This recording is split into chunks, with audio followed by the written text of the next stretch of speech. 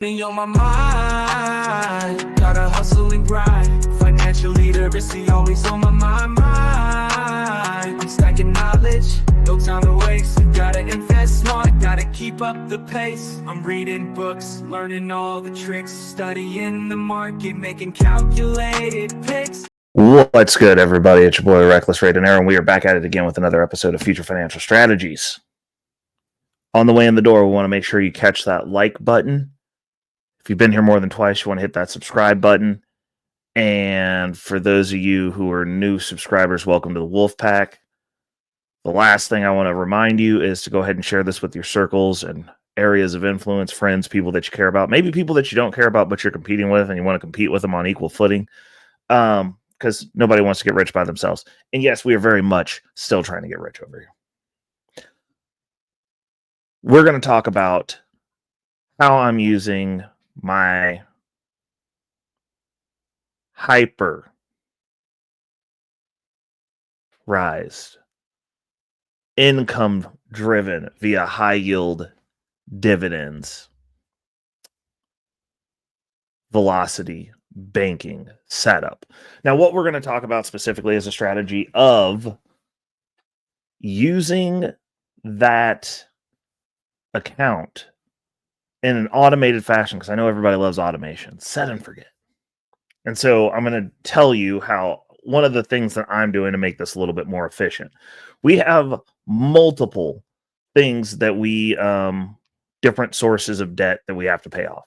And, you know, it's no fun having to do that. It's a little bit time consuming, a little bit pain in the butt, if you would.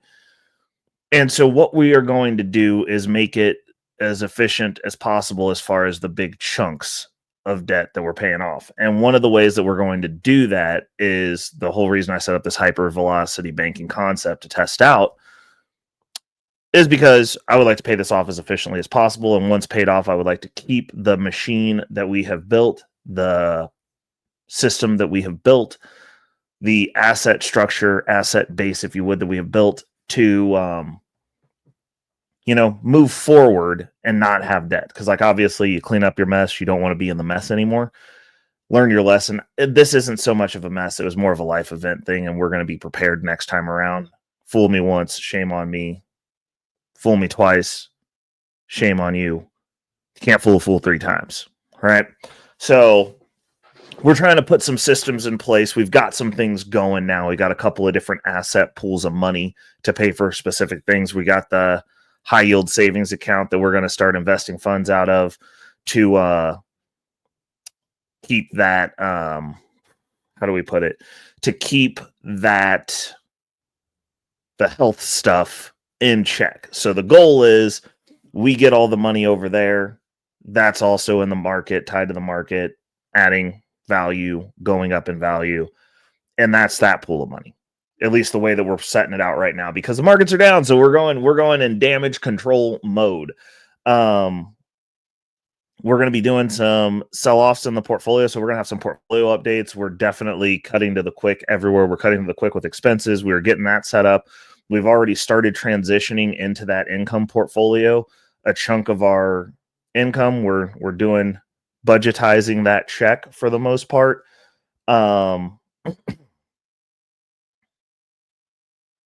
Actually, there's really no follow-up to that. We've just started making the transition, but there were a couple of things where if the market went bedlam that we were going to do as far as tax loss harvesting to kind of speed stuff along, because I did not want to sell off assets unless there was going to be a benefit on the other side. We do not want to screw up the income, but we are going to do some trimming. We do this. We did it once last year. Actually, we did it like twice last year, but we're definitely setting in at this point. This year, we're going to be doing some of those trimmings to kind of boost what we're doing along as much as possible. We're going to be deploying some margin to buy some more positions. So we're probably going to be doing a clear set of the margin that we have and then redeploying that margin to facilitate a couple other moves that we're trying to make. One of the things that we are trying not to do, obviously, is get margin called. So you only have like a certain pool of money that you can really mess with without having to worry about it. But it's a lot easier deploying margin after a massive drop, because after a massive drop, hopefully there's not going to be another massive drop. And so like mine are industry specific drops. So we're going to be doing some trimming there. Once we're going to jump into the meats and bolts. This will not necessarily have to be a long episode, because we kind of touched on it with hyper velocity banking initial, but I wanted to dial in on how we're using the margin. So first of all, I'm not completely deploying my margin, so I don't have to stay up late at night worrying about if I got to throw more money into the account or I'm going to get margin called. They're just going to start selling off assets, because we never have all of it pulled. I normally try to stay within a comfortable range. The other thing that we're doing is with the income portfolio is we're turning off all drips except for our LFGY position. That position I do want dripping because it's not where it needs to be to really help yet. And like once we get that up to about, I'd say $100 a week, then we'll start looking at pulling those funds and letting them fight in with the margin and start using the margin for that position as well. But what we're doing is we're going to take a chunk of that margin and we're going to use it to take chunks out of the debt. So we're talking like up to $3,000 at a time. Like pull $3,000 out of there, just wipe it, just get the debt gone. And what we're doing is we're transitioning that over into the margin account, which is lower interest than the full bore interest of my the full bore interest of my credit card. So credit cards usually upwards of 20%. Margin account is I think around like 12 to 15, and it's daily. So that's also getting chunked at, because as money goes into that account, it goes against the margin. As we get our big monthly payout from Misty, goes against the margin. As we get, well, it'll be that, and then we'll have our weekly, but the weekly payment will not be going against the margin in the initial onset until we get to $100 a week. But once that $100 a week, you'll also have that going against the margin. So there's constantly something chipping away at the margin within the account. The other half of the margin, which will be another $3,000, we're upping it. I normally have about $8,000 that's easily accessible, and that's keeping a little bit below that number. And the way that we're going to deploy it is we'll deploy into the weeks that we're getting the Misty payment. That's the way that I'll do those unlocks. Like for the account, I'm not just spending tons of money every time we're going into the payment. I try to like have it where it's going to be close to or zero out the payment. And we dollar cost average for our stocks. Like I don't just blow the load every time that it comes around just to do it. You got to kind of tastefully deploy the money, so that way you have a little bit more money just in case stuff gets worse. That's just one of my personal things. I know people that do it multiple different ways, but like times like what is going on when we're recording now, which is Bitcoin has broken below the support level of 82,000. We've gone below 80,000. We're in the 70s. The next support level is 74,000. And we don't know what's going to go on, because like you break 74, the next level down is 50. So anything could be happening, and you want to be positioned where you can still buy. But like as this happens, since everything is focused on the narrative, it drags all the portfolio positions down. With that, we are also, you don't want to be in a position where you're going to get margin called, because everything's tied to one thing. And then when that one thing goes down, it's like, well, there goes your portfolio. We don't want to be in the there goes your portfolio position. But also we have stuff that we got to get done. And namely, it's getting rid of this debt. And one of the easiest ways to automate that is to just have that debt pool sitting in margin, and then letting your repayments go against that and kind of tick that margin down, because that way it's guaranteed that the portion of my check that I'm putting in the portfolio until once the margin's fully deployed, until it gets back down to a certain level. So say we deploy up to 6,000, until we get back down to probably 2,500, 2,000, I'm not going to really pull or add any more margin to that. I'm just going to let it keep ticking down. And generally we get really close to zero. Like right now we're sitting at about 1,700 in there. Going into a Misty payment, I have a little bit more margin to deploy because obviously out of that 17, we've got up to a window top of 3 that we're pushing up because we've had this dip. And then we'll take probably about 2,500 to 3,000 out of the portfolio to go pay off some debt. That's going to be the play. So you'll be sitting at about 4 to 6 grand in that portfolio. And then when payday hits, you got the amount allocation that's budgeted out of the check that's going directly over there. You have the Misty payment that's going to be the bulk payment, which should be over $1,000. It's going directly in there. That'll just go at taking a chunk out of that margin. And then you will also have whatever's left over out of the free money that, you know, the rest of the check that's going to pay the daily driver. We're trying to keep our expenses down. So we're going to have that come out of there too. Another deal that we're going to be making is now that we've got the lump sum of money in the HSA, we're going to actually shift over to using our HSA cards and getting our auto repayment for the debt that we shifted over into 0%, which we have about, I think, $1,400 left on. Getting charged $250 a month or $290 a month. It's $290 payment a month. I have that going. It's currently on my daily driver card, but I'm going to shift that over to the HSA account now that we have that buffer amount of money in there, and ride that out off of that card. So it's not coming out of direct real money. We'll do the pre-tax money that we have dedicated for health savings, because we are at the point now to where I think they should be doing cash sweeps into the investment account. And I know that I've got over $290 a month going in there. So that account will still grow. It's just taking this liability off of my direct accessible cash so that I can pay off stuff that's not sitting at 0% interest. Because I don't want to have to rush to pay that off to keep it from hitting that card. I'll just put it on the appropriate card and we'll move forward like that. But the margin play, as long as it's not, and I say this specifically because obviously this is not financial advice. We're just watching somebody navigate through these financial markets, good or bad, giving you the real people that go to work. This is what it's like for the average Joe, working their way out of the mud, if you would, in the financial market that we find ourselves in. I do not recommend, because like one of the thoughts that I had was, well, instead of liquidating my portfolio, I could just max out my margin and just pull all the debt I could over and just let it chunk it down. I don't recommend doing that. And the reason being is I've gone through the work of strategizing these positions out with these credit cards now to where the majority of them are sitting in positions that are 0% interest. We just need to pay them off before the interest starts, hitting those accounts again.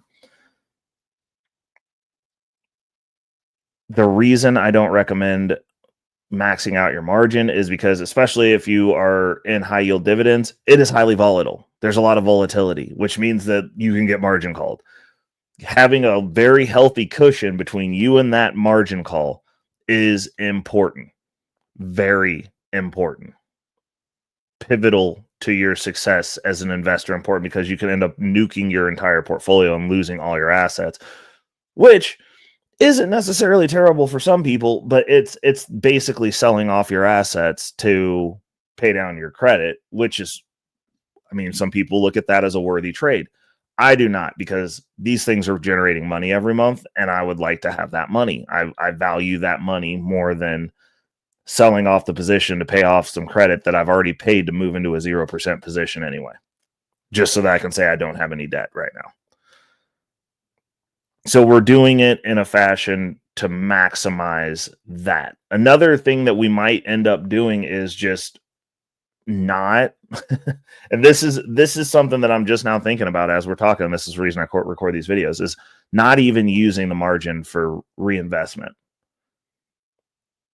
and just kind of keeping things stated as they are, and then only using the money that goes into the account from my check, using that amount, because like that's going to tick into the margin, but just using that amount, which will be less, and using that to just make dollar cost average buys every 2 weeks.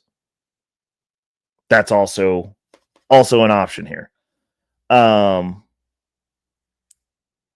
it might be something that I do just so that I can eke a little bit more, because like then I can max out the $3,000 and go that route with it.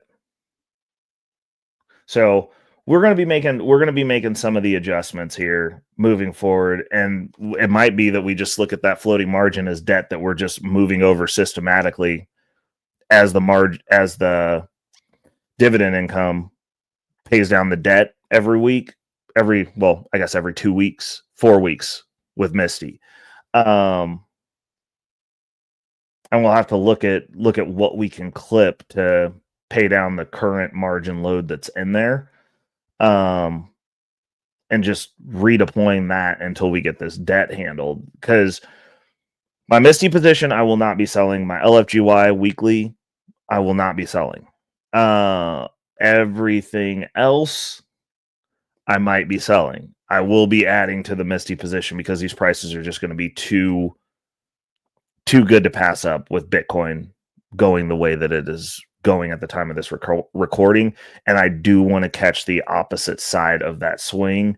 And while I like the Morrow position, and I like some of the other yield max, some of the other high yield ETF positions, if they're not specific to Bitcoin at this juncture, and Misty, MicroStrategy are the most responsive to Bitcoin movement at this juncture, that are directly correlated, that's the reason that we're consolidating down. The reason we're keeping LFGY is that is an industry wide, so that's a little bit of diversification within the industry, and it's a strong payer as well, and it's a weekly. So we're looking at specifically condensing down to the thing that's going to benefit the most immediately with the Bitcoin swings, because unfortunately Coinbase, Marathon Digital, they don't swing as direct as MicroStrategy does. Like MicroStrategy is a direct, you're getting 1.5x both directions on Bitcoin at least. Misty, gaming off of MicroStrategy, you're getting that income based off that volatility.